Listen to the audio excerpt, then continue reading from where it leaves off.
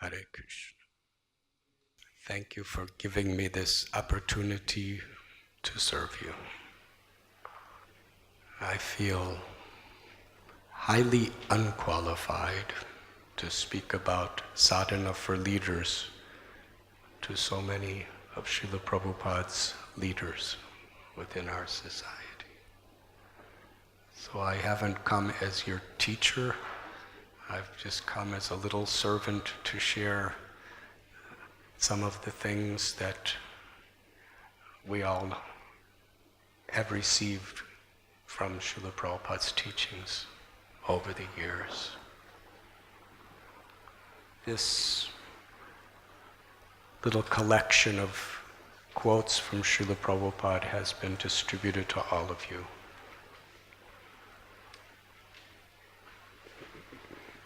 Truly, this is only a drop from a large ocean of Srila Prabhupada's words on the utmost importance of sadhana for all devotees, and especially for leaders.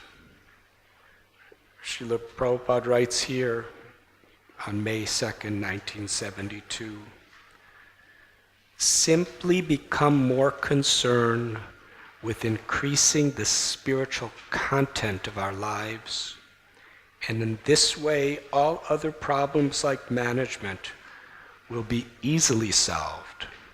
Not that they can be solved by making some legal formula and having big meetings and talks.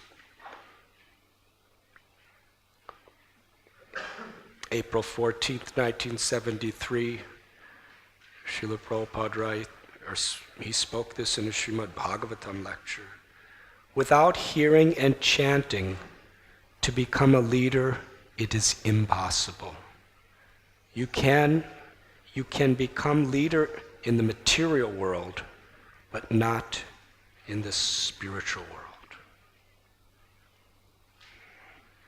And a letter, 6th September 1974. So far as being leader is concerned, leader means spiritually, not materially. This you should understand very clearly. If spiritual potency and strength is there, then material intelligence will automatically follow. We must have a solid foundation of chanting and following the regulative principles. Then one is fit to lead others. I hope you understand this point.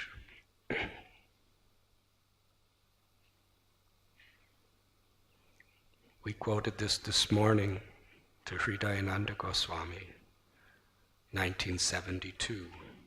So as president, now you will be forced to advance in Krishna consciousness, because you must always set the highest example yourself. And I think that this is Krishna's special favoring you. Try to always see the highest purity is maintained in all respects. Become yourself very convinced of this Krishna philosophy.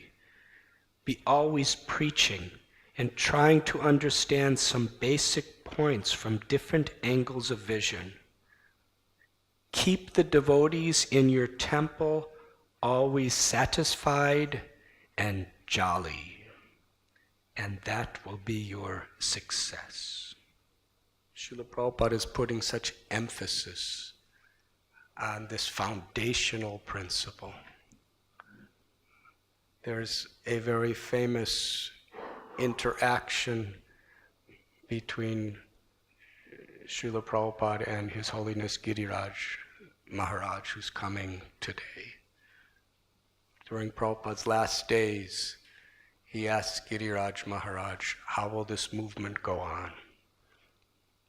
And he said, by chanting Hare Krishna, sadhana, something like that. And Prabhupada said, by organization. Now, how does that fit in this? It fits perfectly. Srila Prabhupada emphasized that, but it must be in the context of how much its sadhana bhakti is being emphasized. And Srila Prabhupada explains it right here. It was understood to Giriraj Maharaj, obviously after all these years of being devotee, how the basic foundation of everything we do spiritually is on our sadhana, our taking shelter of hearing and chanting in the association of devotees. But then it takes intelligence and organization and sincere unity to actually build on that foundation. And this is, I think, the basis of education in Krishna consciousness. And it's the basis of this college. How to inspire a very, very strong spiritual foundation through hearing and chanting and following the 9 processes of devotional service. And then how to truly educate people how to organize and build upon that foundation. A society where Srila Prabhupada writes in this letter to Hridayananda Goswami, where all the devotees are satisfied and jolly. I remember in my early years, I heard Srila Prabhupada say, it was in India, he said a devotee could be happy either living under a tree or living in a palace. Because a devotee's happiness simply is in chanting Hare Krishna, associating with devotees, and taking a little prasad. Hearing and chanting. And that's where our satisfaction, that's where our fulfillment is. And all the organizational plans and all the projects we develop should be coming from that inner fulfillment. Srila Prabhupada quotes Krishnadas Kaviraj Goswami from Sri Chaitanya Charitamrita, where he tells that Sravanam Kirtanam, hearing and chanting, is the nourishment, the foodstuffs that gives strength to a devotee.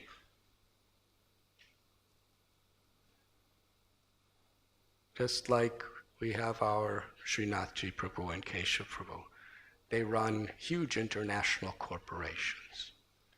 But in order for them to do their work, they put time to eat every day, some food.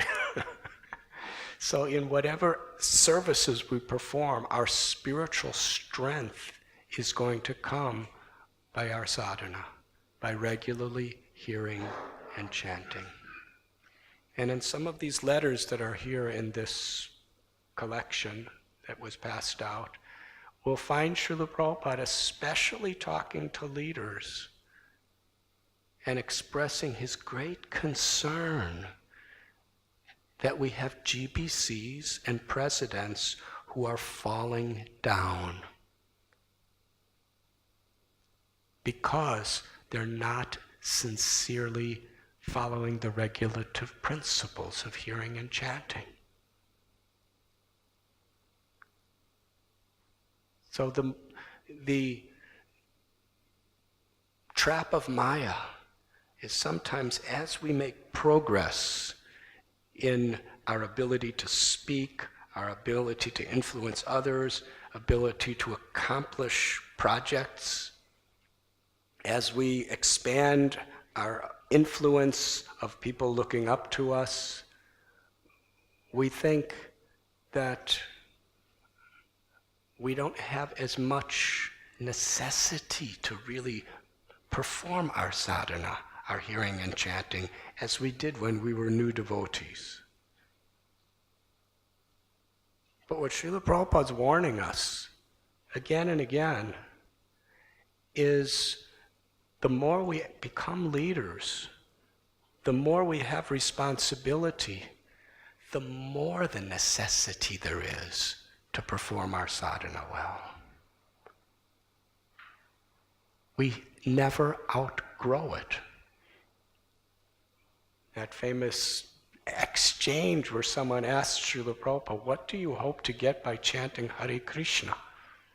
And Srila Prabhupada said, the goal of chanting Hare Krishna is to chant Hare Krishna. Now we are chanting to purify our hearts, but when our hearts become pure, then we chant out of love. Actual advancement is Kirtaniya Sada Hari, where we really have a taste to always chant Hare Krishna. If we think we're becoming advanced because we're accomplishing many things, but we don't have the taste for chanting the holy names, and we don't really feel the need or the time, something is imbalanced. Because if we're actually making spiritual progress, our enthusiasm to chant will be more than ever. So complacency is one of the great challenges as we make progress in Krishna consciousness. New devotees are oftentimes very afraid to make offenses to other Vaishnavas. Because Sri Chaitanya Mahaprabhu said that offenses to Vaishnavas is mad elephant offense. In Chaitanya Bhagavat, Sri Chaitanya Mahaprabhu has spoken, just do two things.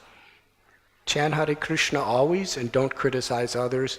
And Lord Chaitanya said, I will take you back to Godhead.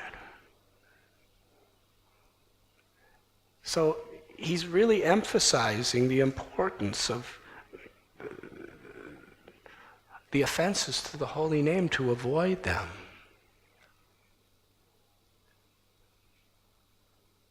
So when we're new devotees and we hear this, most of us were very afraid of offending devotees. But the tendency and the trap of Maya, as we start getting more knowledgeable, more expert at performing various types of devotional activities, we become complacent. We become kind of familiar with the process of bhakti. And then we think that now I'm an advanced devotee. I could say anything I want. There's no problem offending anybody. And sometimes we do it, and we're still doing well. Sometimes we stop, we're not chanting very well, and still I'm being empowered. But that won't last. Krishna warns us, it's just a matter of time till we begin to lose our taste and lose our intelligence of how to actually have the spirit, the character of a devotee. So in this sense, it's very important that as leaders in our sangam together, we really have to keep reminding each other that these basic principles of chanting our 16 rounds attentively and learning to take shelter of the holy name and reading Srila Prabhupada's books and discussing Srila Prabhupada's books. In one letter here, Srila Prabhupada's explaining the foundational principle that will keep us strong in Krishna consciousness is chanting our 16 rounds, following the 4 regular principles, coming to morning and evening classes, rising early and cleaning ourselves and going to Mangalarti and living with the character of a devotee. Otherwise, whatever position we're in, however high it may be, we will likely fall down if we don't take this seriously. If we build a big, big skyscraper of achievements, but our foundation isn't strong, then the inevitable storms of this world is going to make us collapse. And what is that foundation? Srila Prabhupada is explaining here. Chanting the holy name sincerely. And chanting sincerely means to really be chanting with the character of a Vaishnava without making aparads. Sometimes Srila Prabhupada would say, and he would say this to all the devotees, from the newest to the GBCs and presidents, he said, your problem is you are not afraid enough of Maya. Maya is very powerful. And the more accomplished we become, the more we're her target. We should know that. She's going to try much harder as we seem to be making a bigger influence in the world with Krishna consciousness. So when we know that this is a fact and it is true, it's not maybe, the more we become accomplished and the more we have influence over others to bring Prabhupada's message to the world, the more Maya is going to try to attack us. Subtly, grossly, whatever way works. From her perspective, she knows every weakness we have, and she's going to be after us.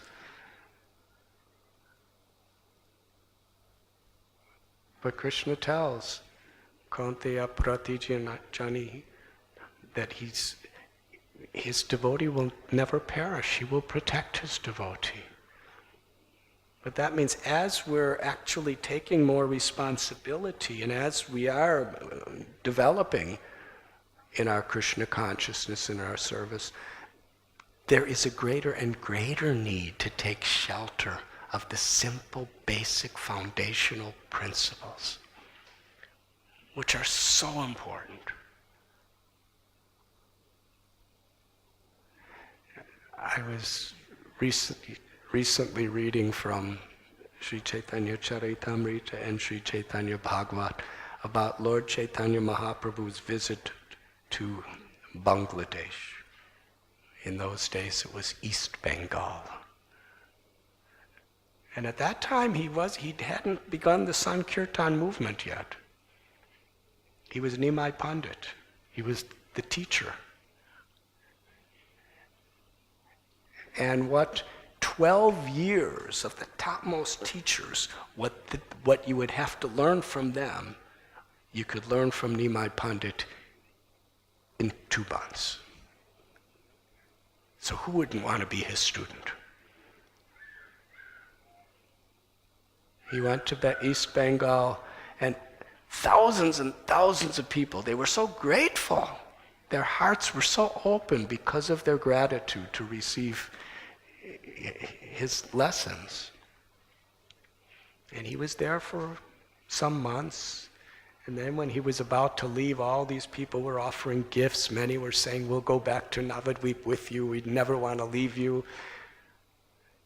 And then one very special person named Tapan Mishra came to meet the Lord. And it describes how Tapan Mishra was a Brahmin, and a very learned Brahmin, who scrutinizingly was studying so many scriptures and meeting so many saintly people, yogis and rishis and mahatmas and babajis. He wanted to know what is the goal of life and how to achieve it. What is the satya and the sadhana? And through so many teachers and so many scriptures, he got so many mixed directions.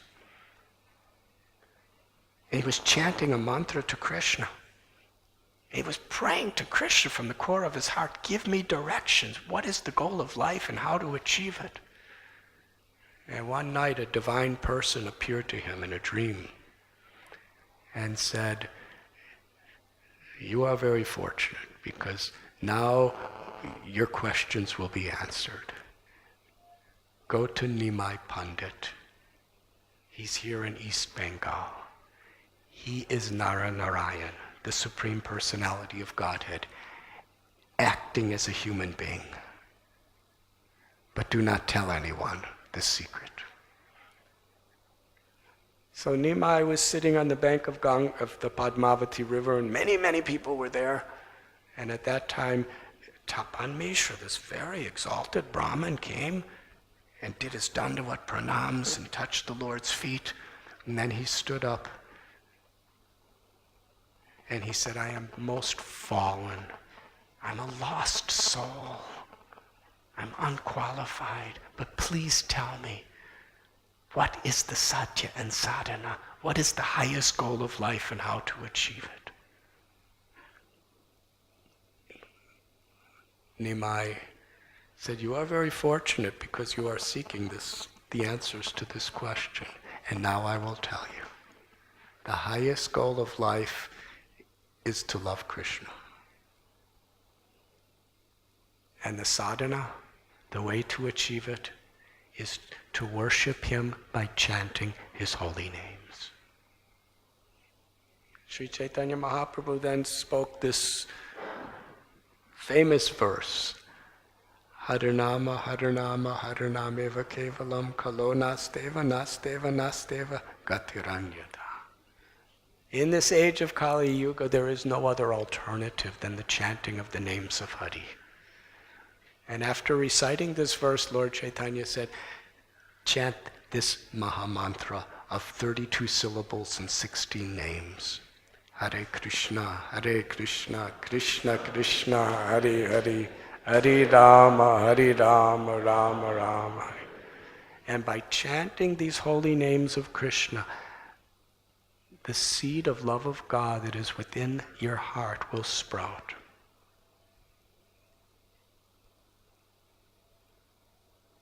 So simple. But this is Sri Chaitanya Mahaprabhu teaching the world through his devotee. The goal of life is only one, to awaken the dormant love for Krishna that is within the heart of every living being. And in this age of Kali, there's only one way to do it. And that is the chanting of the holy names. There is no alternative. Srila Prabhupada had such faith in this principle. When he said when he went on Jaladuta and arrived in New York, he had really no money. He didn't know anybody. He was old. He was sickly. But he had two things. He had some boxes of Srimad Bhagavatam that he translated and wrote purports. And he had complete faith in the order of his spiritual master to spread the glories of the chanting of the holy names. Because of his faith in the power of the holy names, he was confident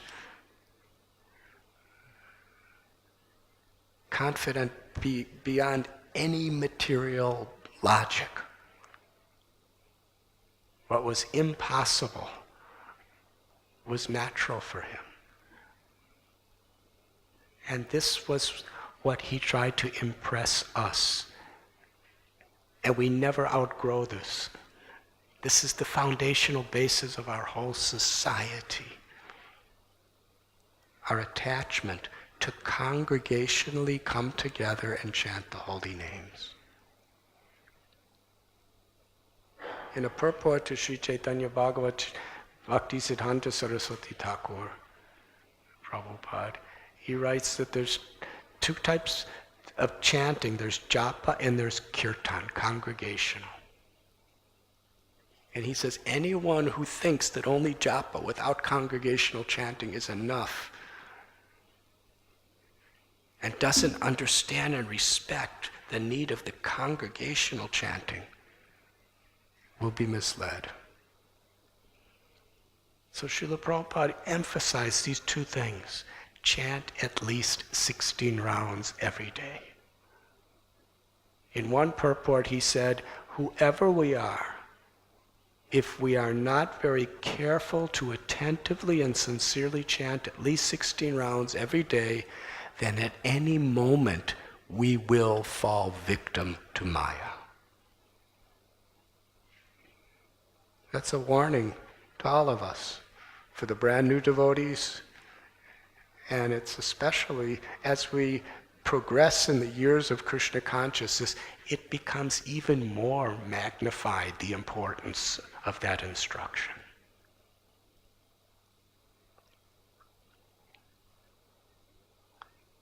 And Srila Prabhupada is writing in some of these letters that real leadership is to take the responsibility to be an example in this way. And he said, if we really make that inner connection through our sadhana, then our managerial problems can be easily solved.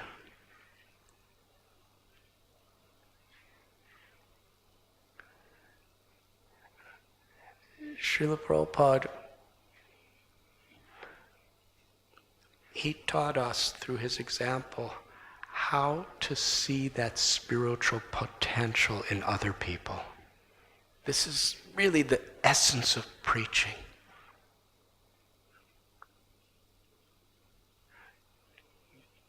In the Chaitanya Charitamrita talks about the Panchatattva and their associates. They broke open the storehouse of love of God. They tasted the contents, and then they distributed it without discrimination of who was fit or unfit. First they broke it open and tasted and enjoyed it, and then they distributed it. So as preachers, it's very important. How did they break open this storehouse? They broke open the storehouse and they tasted it through the chanting of the holy names. When Sri Chaitanya Mahaprabhu established the Sankirtan movement, at the beginning it was just with the devotees in Srivasangam or Chandrasekhar Bhavan. They would chant together. And then from there, they tasted the sweetness of the holy names, they shared it together, and they distributed it. Haridas Thakur was he's the Namacharya. He was preaching. He preached to Maya Devi, he preached to prostitutes, he preached to kings that wanted to kill him, he preached to innocent people, he preached everywhere he was going. But never did he neglect chanting his 300,000 names every day. He's the Acharya.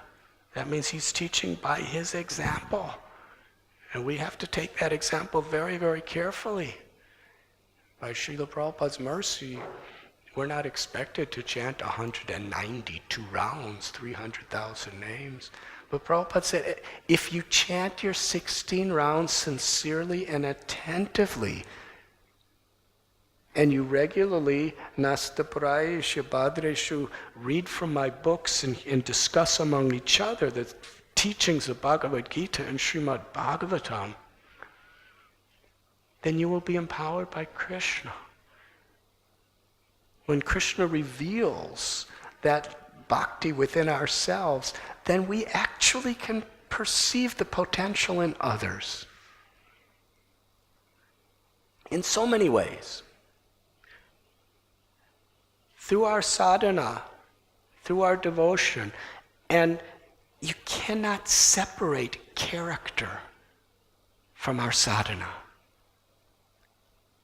The character of how we treat each other, of how we live, is inseparable from our sadhana. If we think we can just chant Hare Krishna and then make aparads and be arrogant, then what is the quality of our chanting Hare Krishna? Trinadapi sunichena taror iba sehishmana amanina manatena kirtaniya sadahari. Chaitanya Mahaprabhu said, put this verse on the string of the holy name and wear it always. Putting it on the string of the holy names means the name of the Lord, our chanting, should never be separated from this principle. And this verse, Trinadapi Sunichena, to be humble, to be tolerant and forgiving, to offer respects, to not expect respect. It's not just when we're chanting that we're supposed to be like that. Our life is supposed to be molded according to these principles of seva. When we're told by Srila Prabhupada and our Acharyas to avoid the 10 offenses to the holy names, that doesn't mean just when we're chanting japa. It means 24 hours a day. And according to our service attitude through the day, according to how we guard against the offenses, according to how we live by this principle of Trinadapi Sunichena, then when we actually sit down to chant japa or we're in the kirtan of the holy names with the other Vaishnavas, then we're going to actually Krishna's going to reveal his grace through the holy names to us. So Srila Prabhupada, in many of these letters that have been given out to you, talks about regulative principles, chanting Hare Krishna as the most prominent of all of them, and the importance of character. And Srila Prabhupada expected his leaders to exemplify the true character of a Vaishnava, which is the way we live, the way we interact with people, and the way we seriously cultivate our bhakti through our sadhana. It is so crucial.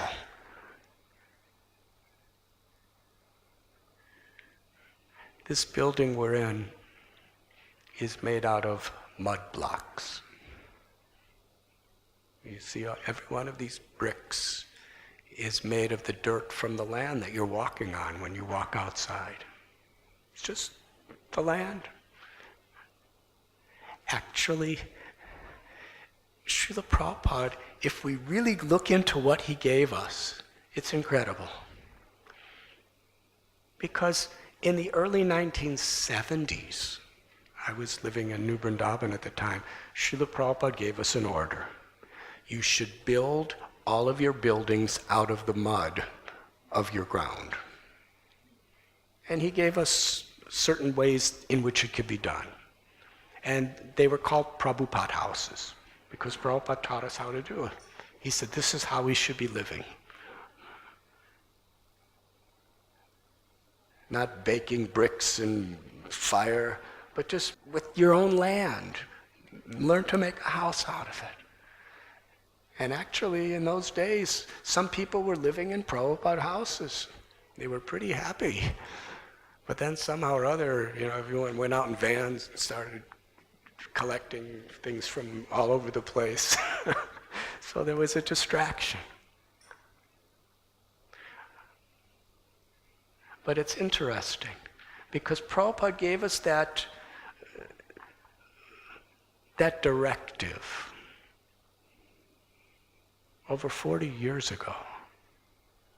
We came here, let's try to make a community the way Prabhupada wanted it. So let's make all our buildings out of the dirt. And we just looked into it, and we found traditional methods by which it can be done. And now these beautiful buildings are just made from our dirt. Srila Prabhupada talked about the glories of cows. Now, in many places in India, you see cow dung all over the place. Srila Prabhupada taught us that everything that the cow is given is sacred and could solve our economic problems.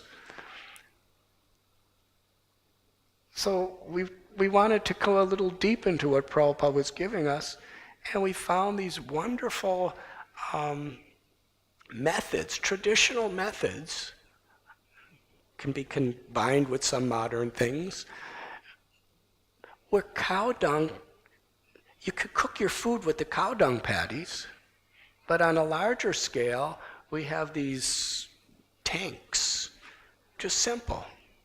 No electricity, you just put the cow dung in it and let it ferment, and the gas from that goes right into our stoves. And practically everything you're eating for our whole community is cooked with the gas from the cow dung.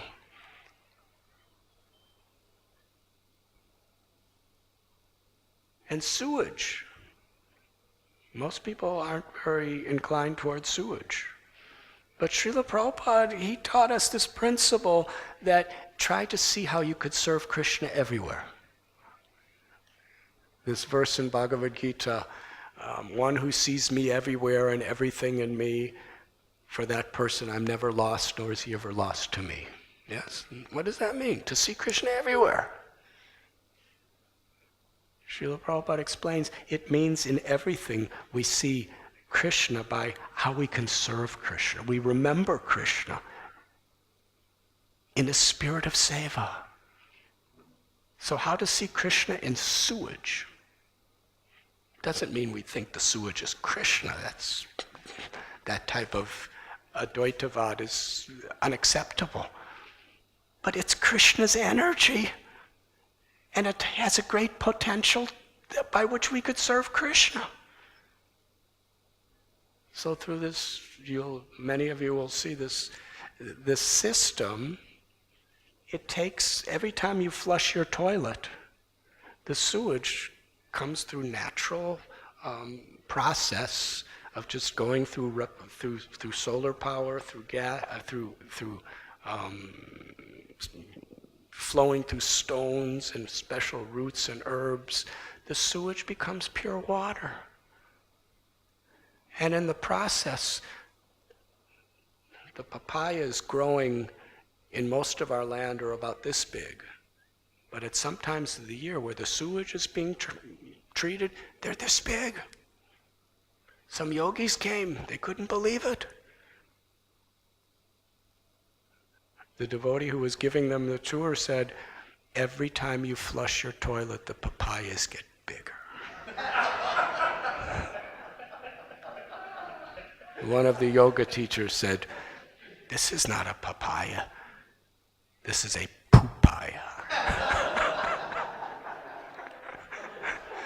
Not me, that was a yoga teacher. Why am I telling this? Because to see the potential. We're walking on the ground, but the potential is we can build an entire community of wonderful homes with this ground if we just see the potential in it. We see cow dung and we think, oof. But if we see the potential, we could cook for a whole community with the gas from that cow dung. What to speak of our own dung? It can be utilized if we see the potential. So Krishna consciousness means to see the potential of serving Krishna everywhere. And Srila Prabhupada saw the potential of great saintly Vaishnavas in every living being. When he was in San Francisco, Haight-Ashbury, he lived with the hippies. Every other spiritual teacher just kind of went there and gave some lessons and gave some mantras and left. Prabhupada was the only one who lived for months and months and months with the hippies. He didn't see them as hippies. Somebody asked Prabhupada, can you show me a miracle? And Prabhupada said, my miracle is I made hippies into happies. They were addicted to drugs and sex life, and they were eating meat, and they had no conception of God, and now they're literally teaching the world the highest principles of how to love Krishna, how to love God. How did Prabhupada make that transformation? Because he saw the potential. He saw in this dung there was an energy that could create prasad. How in this mud there's a potential to build a house that the whole world could live in the service of Krishna.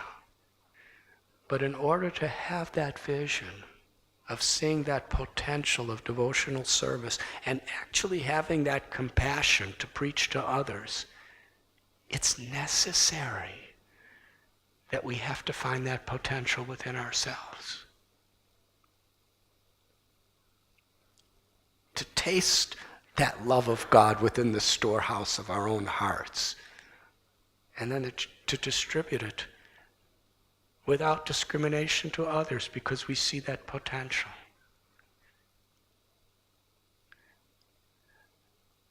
Now, so many of us, when we were preaching in the early days or whatever service we were doing, distributing books, or myself, I was taking care of cows and doing artis, but I was thinking that I'm helping spread Krishna consciousness all over the movement, even though I'm just doing these simple things of milking some cows and doing some artis to the deities way up on a mountain that was miles away from anything or anyone.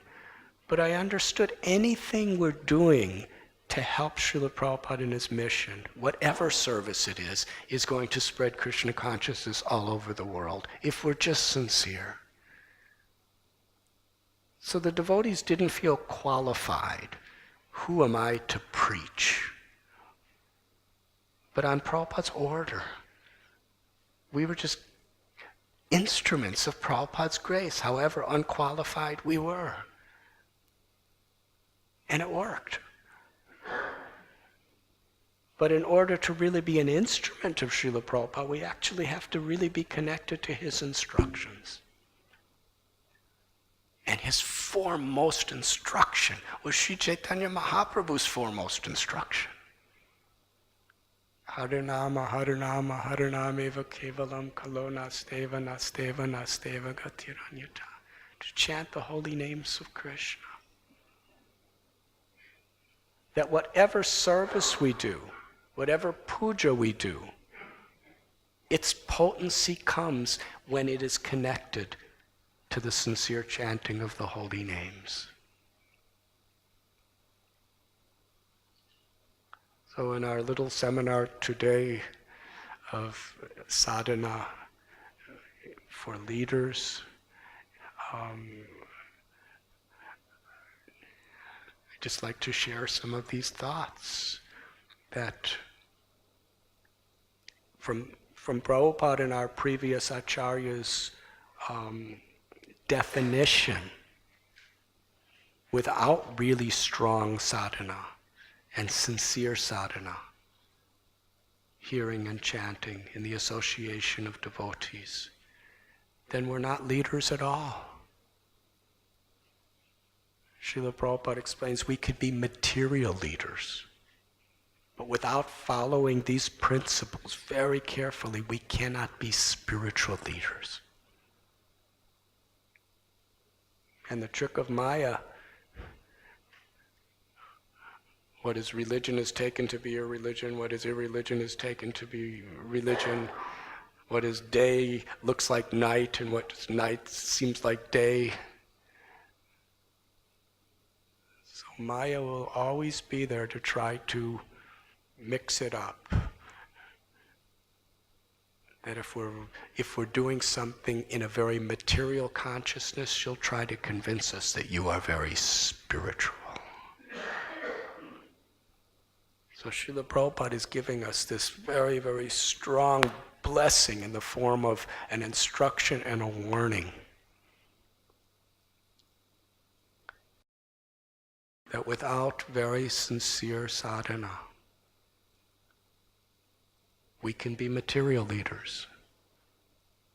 But whatever our role, whatever our title it is, we can't really be, in his estimation, in Krishna's estimation, true spiritual leaders.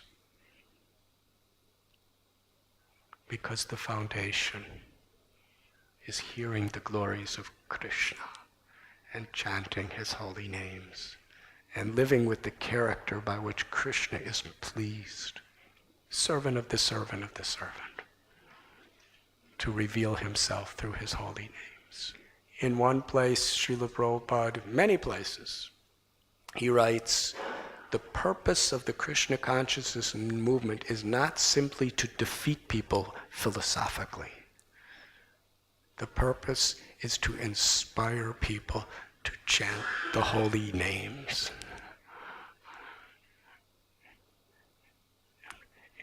We need to have that faith, and we need to help each other. Maya is very strong. Prabhupada used that example of individual sticks are easily broken, but when they're bunched together and wrapped, then Maya cannot break.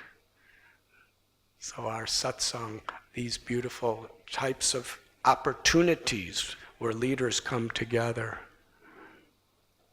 to find unity in this foundational principle, hearing about Krishna, chanting Krishna's names. Nothing can stop our movement from expanding and growing in a wonderful, powerful way. Thank you very much.